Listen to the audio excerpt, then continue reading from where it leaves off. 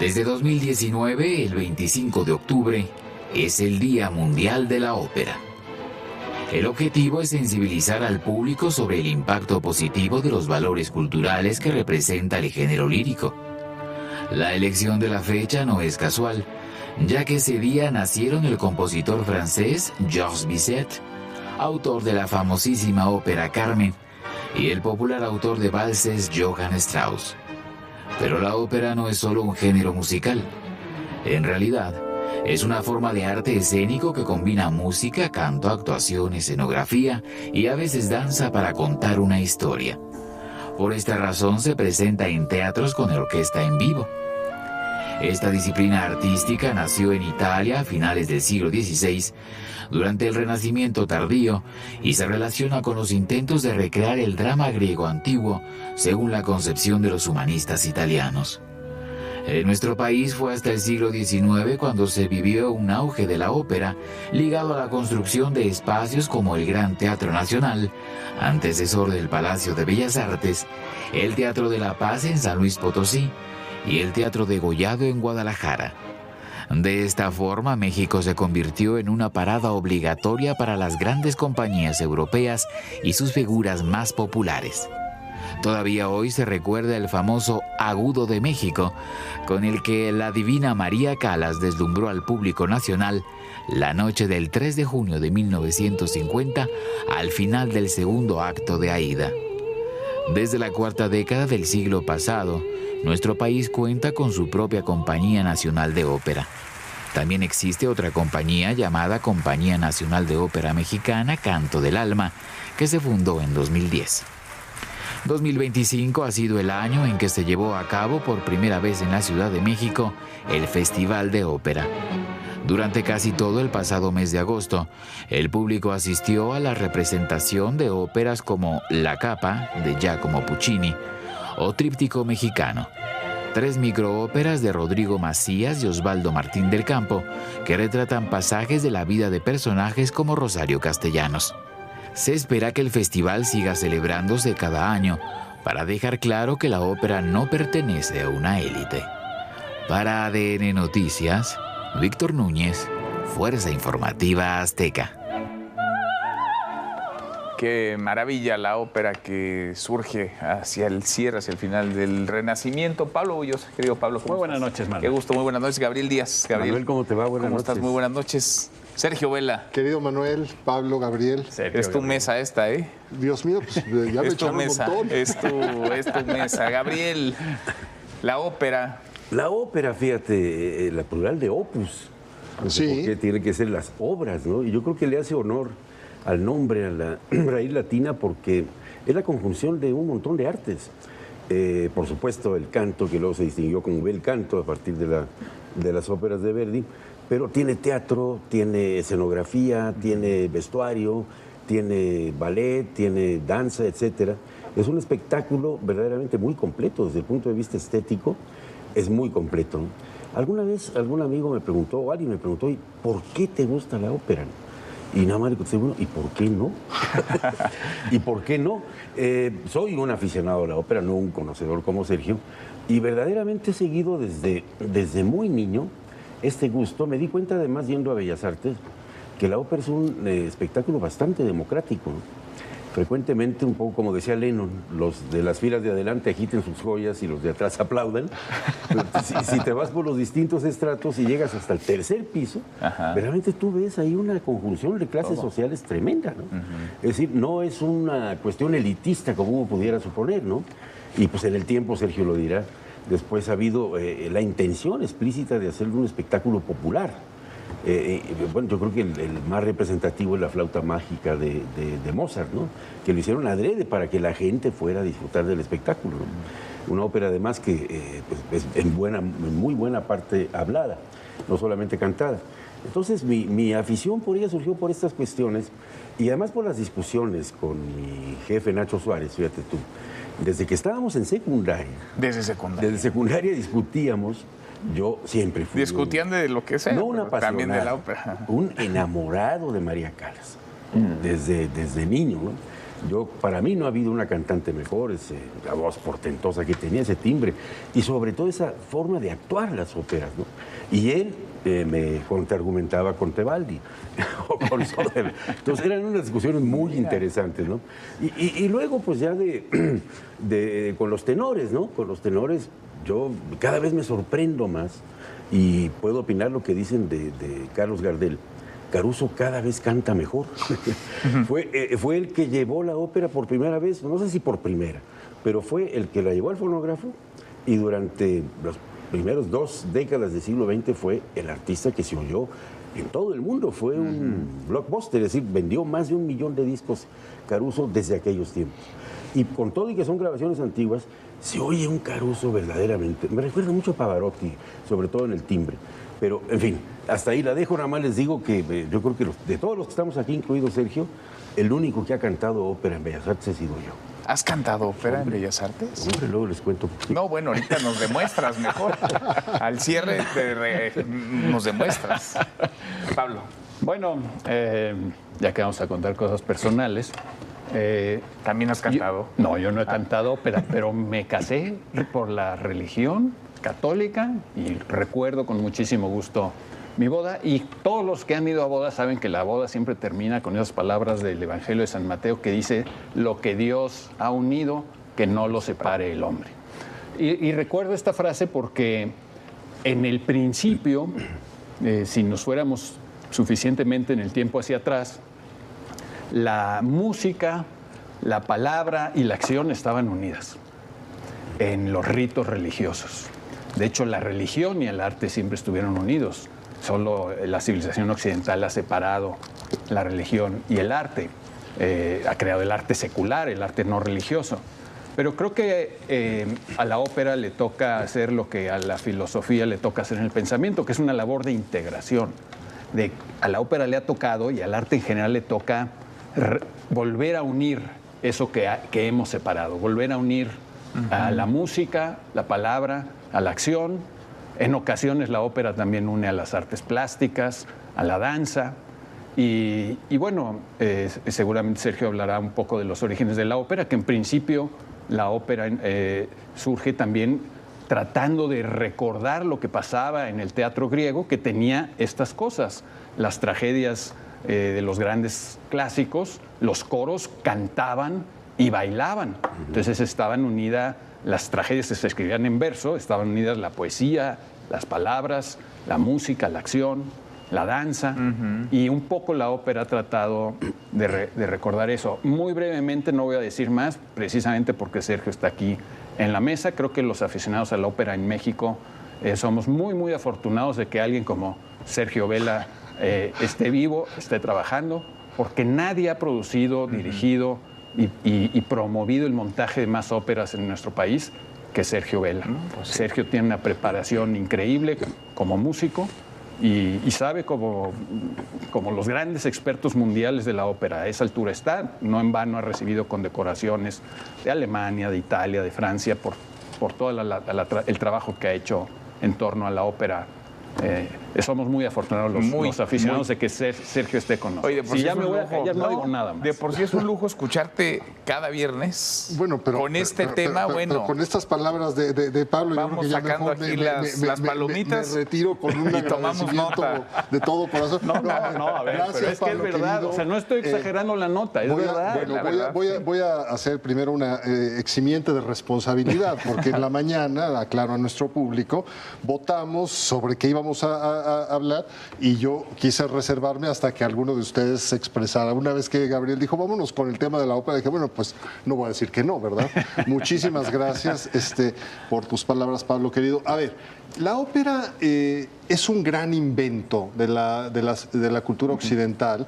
Efectivamente, como han señalado Gabriel y Pablo, hay un afán de tipo dramatúrgico a partir de los estudios en el Renacimiento, de revitalizar la tragedia griega que sabíamos y sabían los integrantes de la Camerata Fiorentina, que era este grupo de intelectuales, creadores, un tanto ociosos, que bajo los auspicios del conde Bardi en Florencia, se dedicaban a especular y a inventar nuevas formas de artes escénicas y musicales.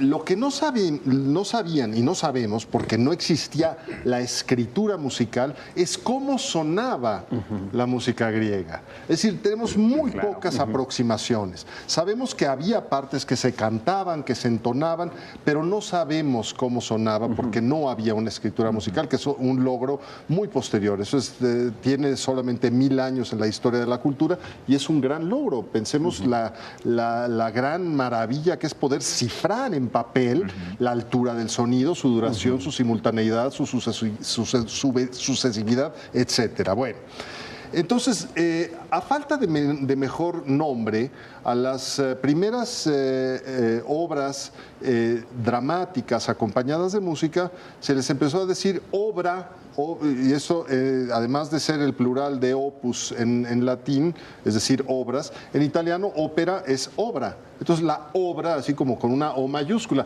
¿Por qué? Porque justamente trata de unir algo que de suyo es disímbolo. Sí, efectivamente, en el ritual religioso hay ese afán de mantener unido lo que culturalmente hemos separado. Pero la palabra es concreta, la palabra es específica, la palabra distingue las cosas, la música es ambigua, la música puede significar cualquier cosa. Entonces, la ópera hay que entenderla como la forma más sofisticada, más compleja de teatro. Es teatro musical. Pero aclaremos, y esto ojalá nuestro público lo reciba con el suficiente énfasis de mi parte, para que no se olvide, la ópera no es música a la que se le añade la letra, por decirlo coloquialmente. Siempre es palabra dramática, es decir, teatro, cuyo vehículo de expresión es musical. Y de ahí la complejidad, y de ahí también el por qué suscita tantísimas emociones. Y es que el canto, como vehículo de expresión, y el acompañamiento orquestal potencia el sentido dramático de la situación.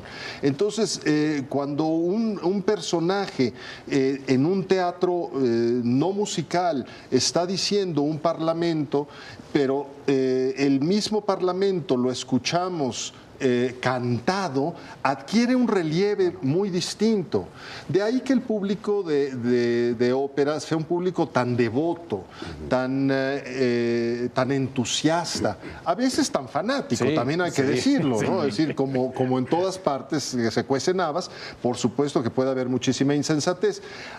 A lo largo de la historia de la ópera ha habido momentos en los cuales se rinde un excesivo culto al intérprete. El cantante no es la última palabra en la ópera, es un vehículo, el resultado integral. Cuando tenemos conciertos de cantantes, estamos oyendo fragmentos musicales, fragmentos operísticos, pero no estamos viendo una ópera. Tenemos que entender que la ópera es mucho más que la suma de sus partes, y como decía por ahí el gran Gérard Mortier, que fue un gran director de teatro de ópera, dedicado a la promoción de la ópera, fue director del Festival de Salzburgo, de la Ópera de París, del Teatro Real, de la Ópera de Bruselas, etcétera, decía, la ópera es como el arca de Noé de la cultura occidental.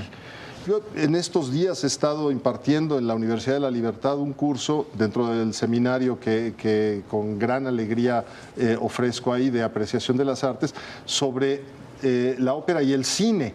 Entonces, lo mismo es poder ver películas que tratan sobre ópera u óperas filmadas ex profeso para cine, o temas operísticos traídos al cine. Es decir, la ópera admite una reflexión sobre la mitología, la filosofía, la religión, la historia política, por supuesto, y desde luego pues es una forma artística de tal intensidad que hoy está más viva que nunca, hay más actividad que nunca, y bueno, pues el día de mañana es el Día Internacional Internacional Mañana de la te Ópera. vamos a hablar todos para felicitarte. Sí. Todos te vamos a llamar. Y a ver, evoluciona, mantiene su esencia, sí va, digamos, actualizándose, modernizándose.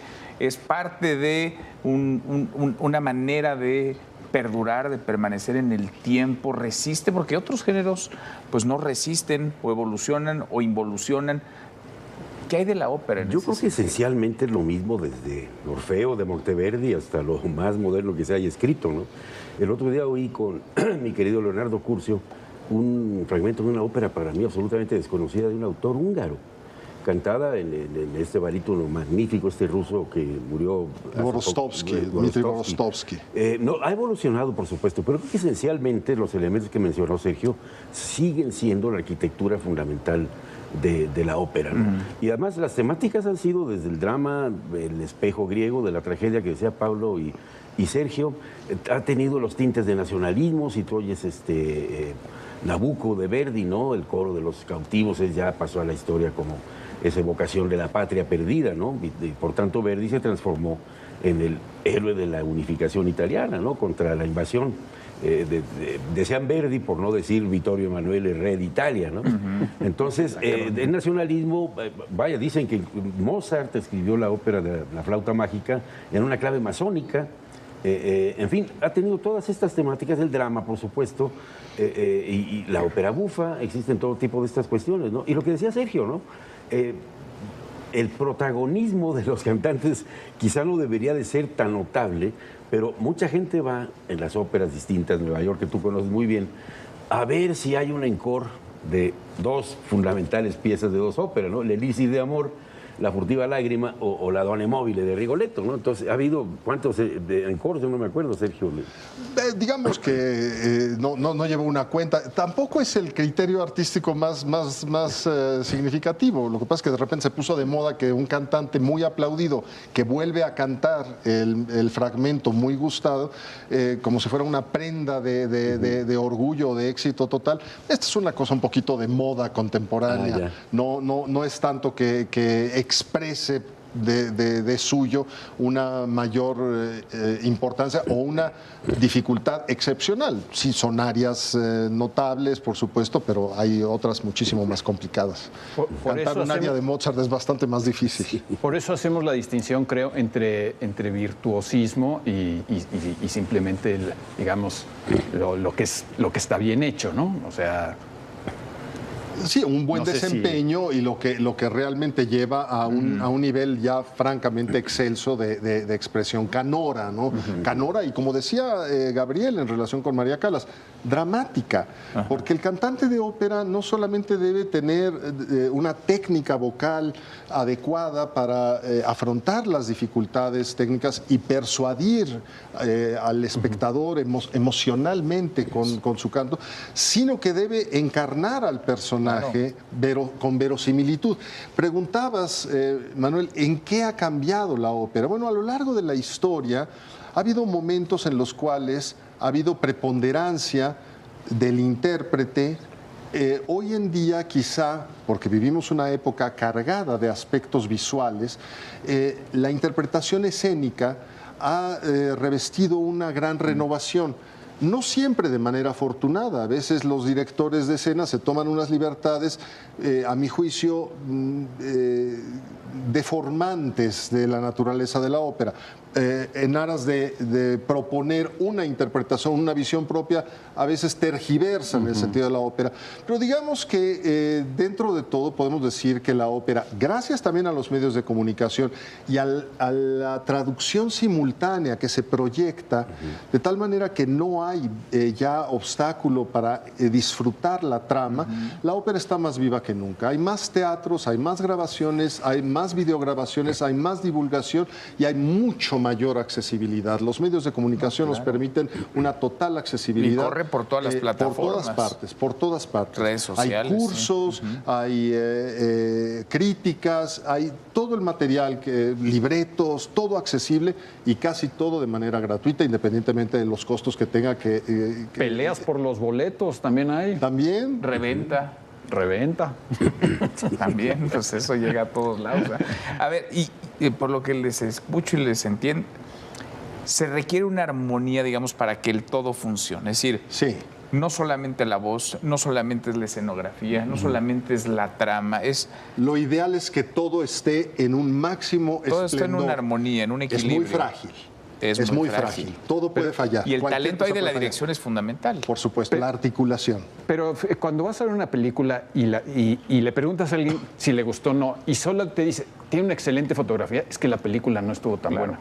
Creo que lo mismo pasa en la ópera, que el milagro se da cuando todo funciona tan bien que no es que destaque el cantante o la escenografía o el argumento, sino que realmente, como dice Sergio, la suma sea mayor que... Es el todo. O Querido Pablo, tienen que gracias. destacar, Muchas porque gracias. dicen que Wagner les decía a los cantantes, más fuerte, todavía oigo la orquesta. Gracias, Gabriel. Querido Sergio, muchas gracias. Querido Manuel, Buen Pablo, viernes. Gabriel, Carlos, Buenas Pásala fin de muy bien. semana. Perdón, es que ahora que no tenemos